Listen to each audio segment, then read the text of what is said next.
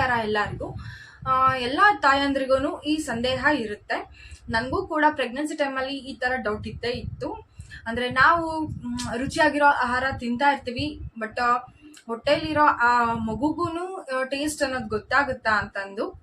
ಇದು ಯಾವ ರೀತಿ ಶುರುವಾಗುತ್ತೆ ಅಂತ ಅಂದರೆ, ಮಗು 4 ವಾರ ಇದ್ದಾಗಲೇ ನಾಲ್ಗೆ ಶೇಪ್ ಅನ್ನೋದು ಬರೋಕ್ಕೆ ಶುರುವಾಗಿರುತ್ತೆ. ಮತ್ತೆ 8 ವಾರದಲ್ಲಿ ಈ ಮಗುಗೆ ಟೇಸ್ಟ್ ಬಡ್ಸ್ ಅನ್ನೋದು ಸ್ಟಾರ್ಟ್ ಆಗ್ತಾ ಹೋಗಿರುತ್ತೆ. ಅಂದ್ರೆ ನಾವು ಸಕ್ಕರೆ ಅಥವಾ ಸ್ವೀಟ್ ಅಥವಾ ಹುಳಿ ಅಥವಾ ಕಹಿ ಅಥವಾ ಸಾಲ್ಟ್ ಅನ್ನೋದು ಟೇಸ್ಟ್ ಗೊತ್ತಾಗ್ತಾ ಹೋಗುತ್ತೆ. ಉಪ್ಪಾಗಿರ್ಬೋದು, ಆ ರೀತಿ ಟೇಸ್ಟ್ ಬಡ್ಸ್ ಶೇಪ್ ಸ್ಟಾರ್ಟ್ ಆಗಿರುತ್ತೆ.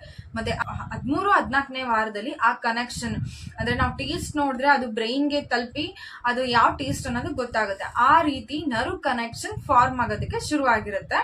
ಆದ್ರೆ ಕಂಪ್ಲೀಟ್ ಆಗಿ 30ನೇ ವಾರದಲ್ಲಿ ಆ ಮೆಸೇಜ್ ಎಲ್ಲ ಪಾಸ್ ಆಗಿ ಟೇಸ್ಟ್ ನೋಡಿದಾಗ ಟೇಸ್ಟ್ ಬಡ್ಸ್ ಇಂದ ಬ್ರೈನ್ಗೆ ಪಾಸ್ ಆಗಿ ಮಗು ಯಾವ ಟೇಸ್ಟ್ ಅಂತ ತಿಳ್ಕೊಳಕ್ಕೆ ಗೊತ್ತಾಗ್ತಿರುತ್ತಂತೆ. ಬಟ್ ಇದು ಕಂಪ್ಲೀಟ್ ಆಗಿ ಮಗುಗೆ ಯಾವಾಗ ಅರ್ಥ ಆಗುತ್ತೆ ಅಂದ್ರೆ, ಮಗು ಹುಟ್ಟಿದ ನಂತರ ಮಗು ಎದೆ ಹಾಲು ಕುಡಿಯುತ್ತಲ್ಲ, ಅವಾಗ ಮಗುಗೆ ಗೊತ್ತಾಗಕ್ಕೆ ಶುರು ಆಗುತ್ತೆ. ಬಟ್ ಮಗು ಹೊಟ್ಟೆ ಒಳಗಿದ್ದಾಗ್ಲಿಂದನೂ ಮಗು ಟೇಸ್ಟ್ ನೋಡ್ತಾ ಇರುತ್ತೆ. ಮಗು ಇದೇನು ಹೇಗೆ ಅಂತ ನಿಮ್ಗೆ ಸಂದೇಹ ಇರ್ಬೋದು. ತಾಯಿ ಏನಾದ್ರೂ ಊಟ ಮಾಡಿದಾಗ ಅದು ಬ್ಲಡ್ ಆಗಿ ಕನ್ವರ್ಟ್ ಆಗುತ್ತಲ್ವಾ, ಸೊ ಮಗು ಬೆಳಿಬೇಕಲ್ವಾ, ಅವಾಗ ತಾಯಿಯಿಂದ ಮಗುಗೆ ಎಲ್ಲಾ ಪೋಷಕಾಂಶಗಳು ಹೋಗ್ಬೇಕಾಗುತ್ತೆ. ಆ ರೀತಿ ರಕ್ತದಲ್ಲಿ ಹೋಗಿ ಅದು ಮಗುಗೆ ಪ್ಲಾಸೆಂಟಾ ಇಂದ ಅಮ್ಯುನೆಟಿಕ್ ಫ್ಲೂಯಿಡ್ಗೆ, ಅಂದ್ರೆ ಆ ಮಗು ಸುತ್ತ ನೀರು ಇರುತ್ತಲ್ಲ ಅದರಿಂದ ಮಗುಗೆ ತಲುಪ್ತಾ ಇರುತ್ತೆ. ಸೊ ಅಮ್ಯುನೆಟಿಕ್ ಫ್ಲೂಯಿಡ್ ಇರುತ್ತಲ್ಲ ಅದರಿಂದ ಟೇಸ್ಟ್ ನೋಡ್ತಾ ಇರುತ್ತೆ. ಅಂದ್ರೆ ಮಗು ಗುರ್ತಿಸೋದಕ್ಕೆ ಆಗ್ತಿರಲ್ಲ, ಇದು ಸ್ವೀಟಾ ಹುಳಿನಾ ಅಥವಾ ಉಪ್ಪ ಅಂತಂದು ಗೊತ್ತಾಗ್ತಿರಲ್ಲ. ಬಟ್ ಅದ್ರ ಮುಂಚೆನೆ ಅದಕ್ಕೆ ಗೊತ್ತಾಗಿರುತ್ತೆ. ಅಂದ್ರೆ ಮಗುಗೆ ಏನಾದ್ರೂ ಇಷ್ಟ ಆಗಿರ್ಬೋದು ಅಥವಾ ಇರಿಟೇಟ್ ಆಗ್ತಿರ್ಬೋದು, ಅಂದ್ರೆ ಕಿಕ್ಸ್ ಮೂಲಕ ಮಗು ತೋರಿಸ್ತಾ ಇರುತ್ತೆ. ಸೊ ಇದು ಕಿಕ್ಸ್ ಮುಖಾಂತರ ಕೂಡ ಗೊತ್ತಾಗುತ್ತೆ ಅಂತ ಹೇಳ್ತಾ ಇರ್ತಾರೆ.